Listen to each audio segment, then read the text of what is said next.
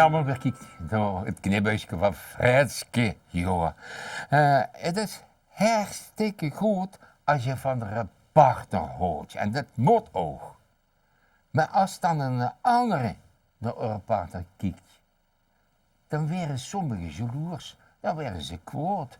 Maar je moet het zien als een compliment. Als ze je partner leuk vinden, dat is toch een compliment. Dan moet je blij met zijn. Ja. Een beter handje. Als ze jaloers wordt, dan was ze kans niet te hooien. Och, wie je duchtig zag. Zal ik eens wat verrooien? Voor €1 zal ik u nu zeggen en bekend maken wie bij mams leeft, als dat je weg zit, verzaken. Ontiegelijk giftig. En nou de knoerhaarden onder jou riepen, wat zie ze me nou? Vertel me eens gauw.